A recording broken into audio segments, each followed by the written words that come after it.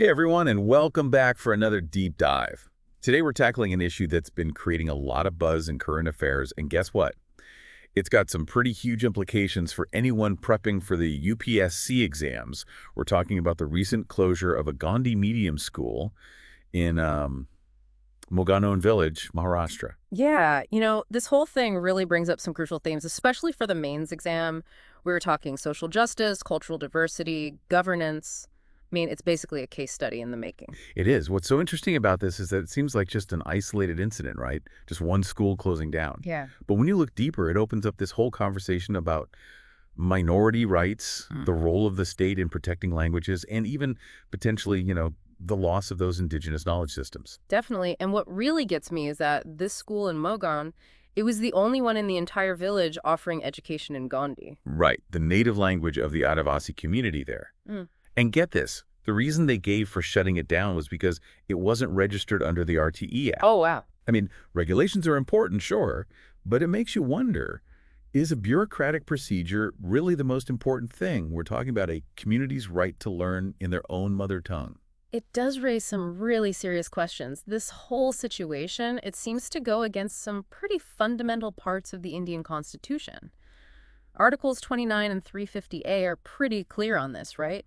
Minorities have the right to preserve their languages, and the state, they're supposed to provide education in those mother tongues for linguistic minorities. Exactly. So we have these safeguards in place, but then we see a school providing education in a minority language being shut down. It's kind of a contradiction, isn't it?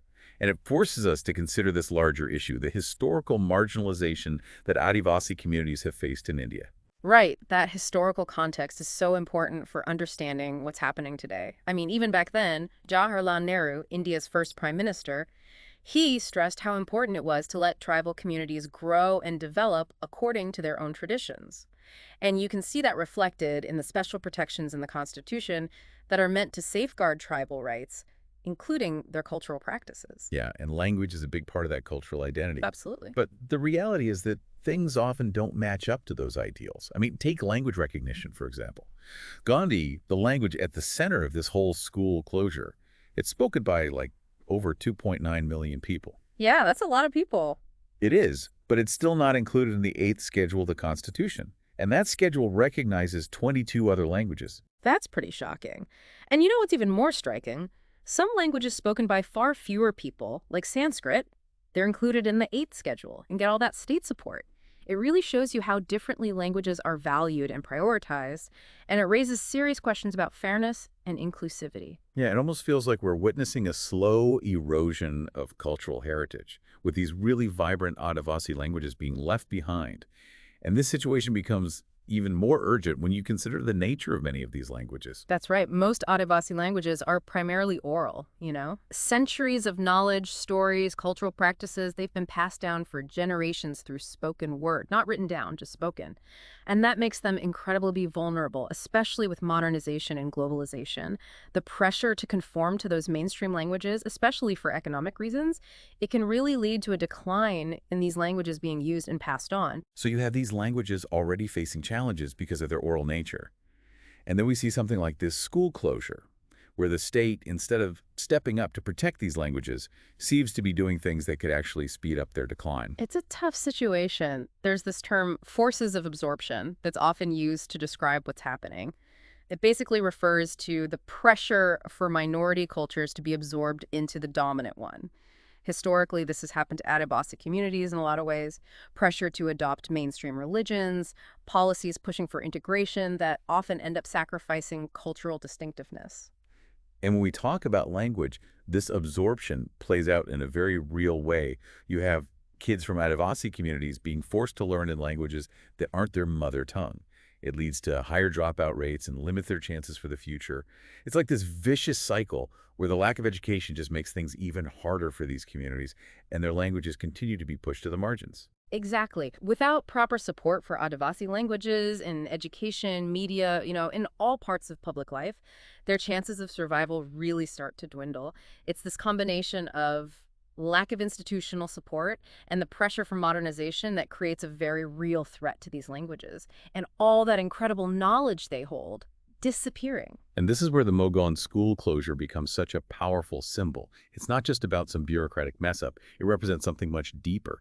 It makes us question how committed the state really is to protecting the rights of linguistic minorities and whether they're doing enough to safeguard the amazing cultural diversity we have in India. You hit the nail on the head. This event forces us to ask a tough question. Are we as a nation doing enough to make sure these languages and the cultural heritage they represent survive? And honestly, the answer seems to be a big fat no. This has been such a thought-provoking conversation. But before we jump into potential solutions and what we can do to tackle this really complex issue, let's take a quick break. For all you UPSC aspirants out there, remember this isn't just an academic exercise. This is about understanding the real India, the challenges that marginalized communities face, and developing that kind of nuanced perspective you'll need to show in your exams. Absolutely. We'll be right back. It's pretty mind-blowing when you think about the impact of modernization on these primarily oral traditions, and with this push for everyone to learn and use mainstream languages for school and work, it's like there's this unspoken pressure to just fit in, and that can really lead to these languages not being passed down through generations. Yeah, and this pressure to conform, it has some real consequences. Just imagine, like a young tribal student trying to understand complicated scientific concepts or historical stuff in a language they can barely grasp. No wonder dropout rates are higher in those communities. Yeah. And it just continues this cycle of limited opportunities. It's a sad reality. It is.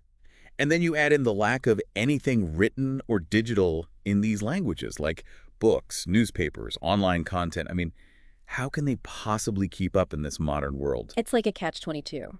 Because there's so little support and resources, there just aren't many opportunities for these languages to be used in written or digital forms, which then just reinforces the idea that they're not as important or valuable. It's disheartening to see that lack of support, especially when you consider those constitutional provisions that are supposed to protect linguistic diversity. Yeah. So what can we actually do to turn things around and make sure these languages survive? Well, there are a few things we can try. First off, we need to get those major tribal languages, like Gondi and Bili, officially recognized in the 8th schedule of the Constitution. That would be a huge symbolic and practical step. So just adding them to the 8th schedule, would that actually translate into real tangible support? Oh, yeah, for sure. That kind of recognition would open up so many doors. It would mean more funding for education, for translation services, and for developing teaching materials in those languages. It could even lead to more representation in the media and even government. That makes sense. What about technology? Could that be used to help preserve these languages? Absolutely. Technology has so much potential for language documentation and revitalization.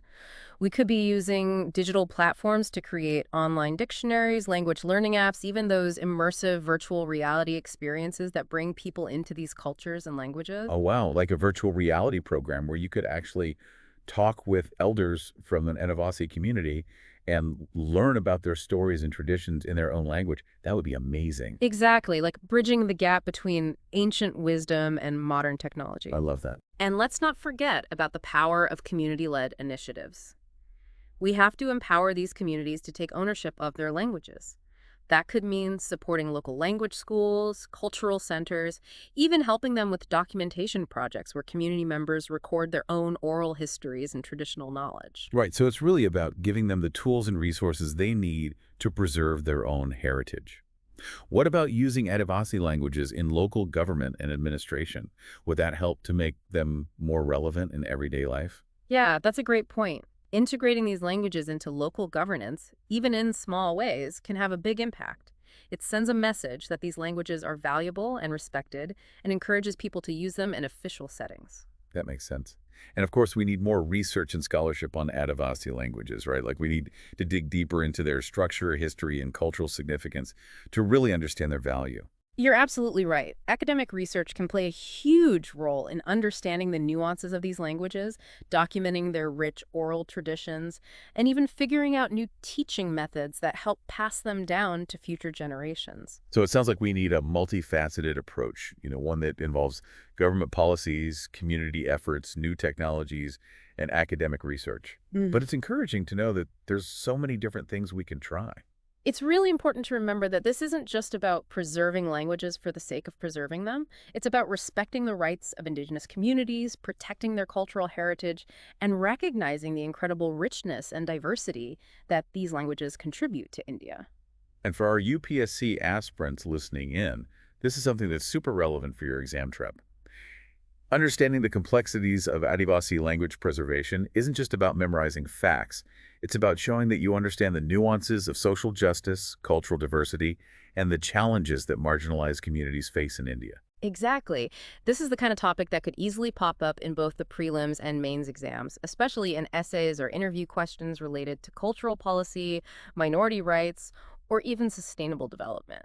So as we wrap up our deep dive, let's bring it back to the case that sparked this whole discussion, the Gondi-medium school closing in Mogaon. What are the key lessons we can learn from this, and what are some proactive steps we can take to make sure something like this doesn't happen again? Well, the Mogaon situation really highlights how important it is to be aware of and sensitive to the linguistic rights of minority communities, especially those with strong oral traditions. It shows us the gap that often exists between what the Constitution promises and what actually happens on the ground. And it brings to light the essential roles that proactive government policies, community initiatives, and new technologies can play in making sure that these languages not only survive, but actually thrive in today's world. It's really important for our listeners, especially those getting ready for the UPSC mains, to see that this whole issue of language endangerment, it's really connected to bigger things like social justice, cultural policy, and even sustainable development. Understanding the challenges that Adivasi communities are up against, that's crucial for giving well-rounded answers in the exam, and even more importantly, for becoming those informed and responsible administrators in the future. Right. It's not just about the exam, it's about the bigger picture. Exactly. So for those prepping for the UPSC, how would you suggest they tackle this topic? What are the key takeaways they should really zero in on to show they get it? Well, first and foremost, they've got to have a solid grasp of those constitutional provisions related to minority languages. Articles 29 and 350A, those are the big ones, they guarantee the rights of minorities to preserve their languages and the state's duty to provide education in the mother tongue. Those could easily be the basis of a question in the prelims or mains. So it's not just knowing the articles exist, right? It's about understanding what they really mean and how they play out in real situations like that Mogaon school closure. Exactly. You need to be able to analyze how those safeguards are actually being put into practice, or in some cases, not being put into practice at all, and what that means for Adivasi communities. Right, the impact is real. So beyond the legal framework, what other aspects of this topic should UPSC aspirants be focusing on? The historical context is super important. Understanding the historical marginalization that Adivasi communities have gone through, the pressure to assimilate, and their fight for recognition and rights, it gives you a much deeper understanding of the challenges they face today, especially when it comes to preserving their languages. Yeah, that historical perspective helps us see why that Gondi-medium school closing down hit so many people so hard. It wasn't just about one school. It was about a whole history of neglect and the potential erasure of a cultural identity. Absolutely. And that's the kind of nuanced understanding that UPSC examiners are looking for. They don't just want you to spit back facts. They want to see critical thinking and the ability to connect the dots between historical context and what's happening now. That makes sense. So we've got the constitutional provisions, the historical context, and the current challenges. But what about solutions? This is where it gets tough, right? It's not always about having all the answers. Sometimes it's more about showing that you understand how complex things are and that you can talk about different approaches. We've talked about a few key areas already: strengthening the legal framework, empowering communities, using technology to document and revitalize languages, and promoting more research and scholarship on Adivasi languages. And it's important to point out that this isn't just an issue for policymakers or academics to figure out. This is something that affects all of us as citizens of this diverse and vibrant country. Couldn't agree more. The future of these languages, and really the whole cultural fabric of India, it depends on us being aware and taking action together. It doesn't matter if you're aiming to be a civil servant, an academic, or just an informed citizen. Understanding and engaging with this issue is so important. This has been a really eye-opening deep dive, and I really hope our listeners, especially those getting ready for the UPSC exams, got a lot out of it. Remember, this isn't just about passing a test. It's about developing a deeper understanding of India, all its complexities, and the challenges that different communities face. Well said. And if this conversation sparked your curiosity, I encourage you to explore this topic further. The original article from the Hindu editorial, that's a great place to start. Don't forget to like and subscribe to our channel for more deep dives on current events that are relevant for the UPSC exam. And be sure to leave your thoughts and questions in the comments below. Until next time, keep learning, keep questioning, and keep striving to make a difference.